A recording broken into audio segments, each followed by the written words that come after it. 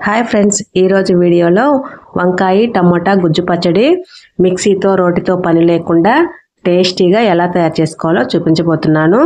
ఈ గుజ్జు పచ్చడిని వేడివేడి అన్నంలో వేసుకొని నెయ్యి వేసుకొని తింటే చాలా బాగుంటుంది. ఎంతో టేస్టీగా ఉండే ఈ టమోటా వంకాయ గుజ్జు పచ్చడిని ఎలా తయారు చేసుకోవాలో చూసేద్దామా.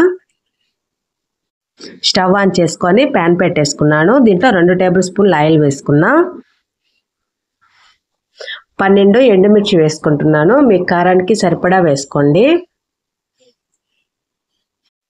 మంటని మీడియం ఫ్లేమ్లో పెట్టుకొని ఎండుమిర్చి దోరగా ఫ్రై చేసుకోండి.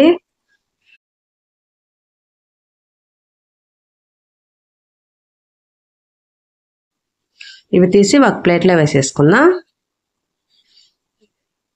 అదే ఆయిల్లో 1/2 కిలో వంకాయలు తీసుకొని కట్ చేసి వేసుకుంటున్నాను. దీంట్లో కొంచెం సాల్ట్ వేసుకుందాం. వంకాయల్ని మూత పెట్టకుండా ఒక 2 నిమిషాలు బాగా కలుపుకుందాం.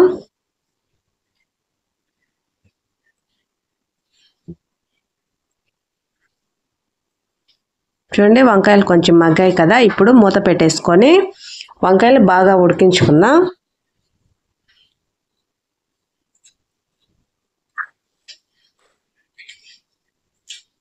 వంకాయలన్నీ బాగా ఉడికిపోయాయి కదా.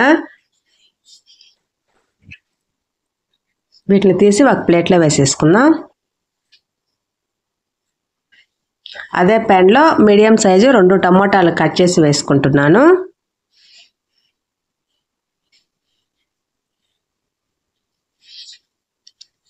టమోటాలన్నీ బాగా మగ్గి గుజ్జులాగా రావాలండి, అంతవరకు ఉడికించుకోవాలి.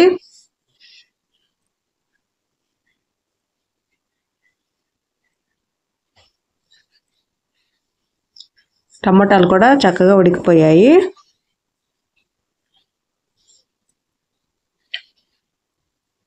స్టవ్ ఆపేసుకుందాం.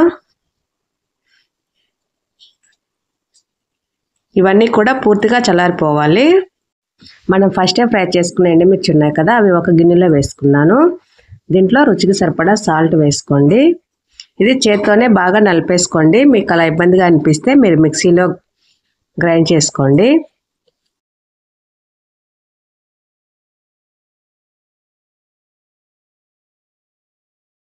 ఇలా మెత్తగా చేసేసుకున్న తర్వాత దీంట్లోనే టమోటా వంకాయలు ఉన్నాయి కదా, అవి వేసేసుకుందాం.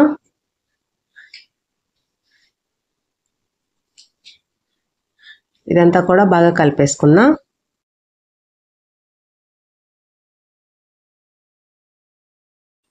ఇప్పుడు దీంట్లోనే మీడియం సైజు నిమ్మకాయంత చింతపండు తీసుకుని రసం తీసి పెట్టుకున్నాను, అది వేసుకుంటున్నాను. ఇదంతా కూడా బాగా కలిసేలాగా కలిపేసుకోండి. ఇలా కలుపుకున్న తర్వాత మీడియం సైజు ఆనియన్ తీసుకొని కట్ చేసి వేసుకుంటున్నాను. ఈ పచ్చట్లోకి ఆనియన్ మంచి టేస్ట్ ఇస్తుంది, ఖచ్చితంగా వేసుకోండి. ఇది కూడా ఒకసారి బాగా కలిపేసుకుందాం.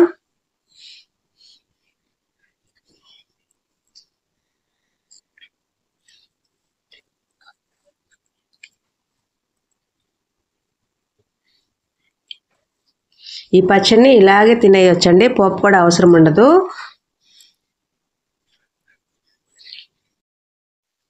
నేను వీడియోలో చూపించడం కోసం మాత్రమే పోపు వేసుకుంటున్నాను.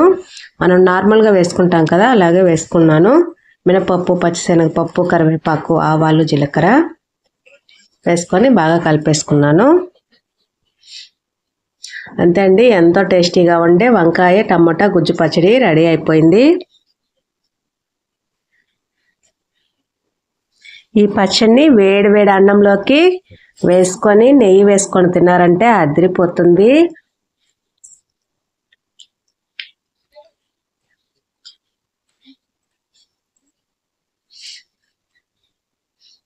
మీరు ఈ పచ్చడిని ఖచ్చితంగా ట్రై చేయండి. ట్రై చేసి టేస్ట్ అనేది ఎలా వచ్చిందో మా కామెంట్ బాక్స్లో తెలియచేయండి.